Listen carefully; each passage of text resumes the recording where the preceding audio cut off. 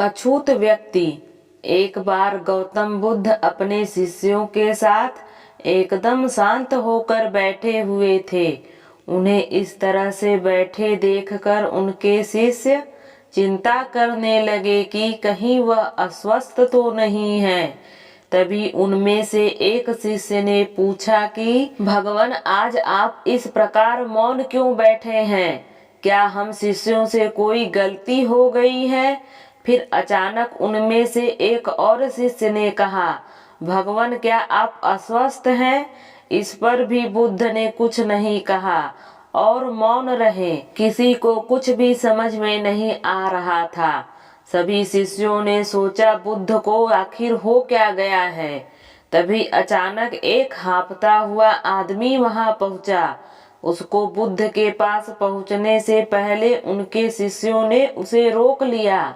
शिष्यों के द्वारा रोके जाने पर वह आदमी जोर जोर से चिल्लाने लगा और बोला, गुरुजी, आप मुझे अंदर आने से क्यों रोक रहे हैं और मुझे अंदर आने की अनुमति क्यों नहीं मिल रही है? तब एक शिष्य ने कहा, हम तुम्हें गुरुजी की आज्ञा के बिना अंदर आने की अनुमति नहीं दे सकते। इतना सुनते ही वह व्यक्ति अब और भी ज्यादा जोर से चिल्लाने लगा। उसके चिल्लाने से बुद्ध को अपनी आंखें खोलनी पड़ी।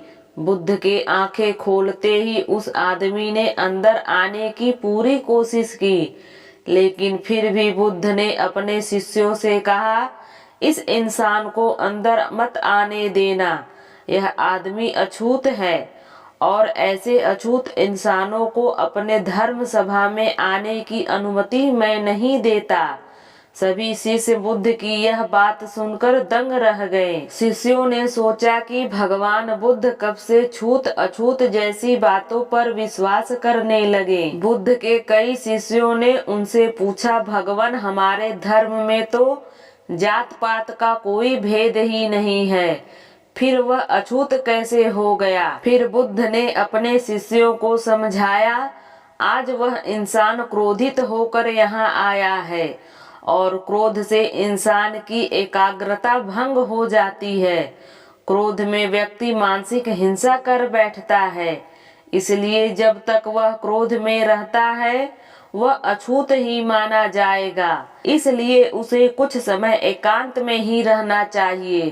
क्रोध से भरा हुआ वह शिष्य भी बुद्ध की सारी बातों को ध्यान से सुन रहा था। अब उसे पश्चाताप हो रहा था और वह समझ चुका था कि अहिंसा ही महान कर्तव्य और परम धर्म होता है। उसे अपने किए गए व्यवहार पर बहुत पछतावा हो रहा था।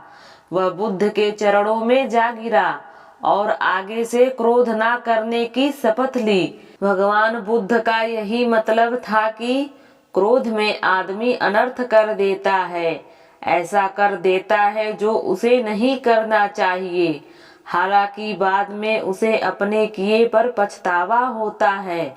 असली मायने में देखा जाए तो क्रोधी व्यक्ति अछूत हो जाता है और ऐसे में उसे अकेला ही छोड़ देना चाहिए। क्रोध करने से तन, मन और धन तीनों का नुकसान होता है। दोस्तों, अगर आपको यह कहानी पसंद आए तो वीडियो को लाइक और चैनल को सब्सक्राइब जरूर करें।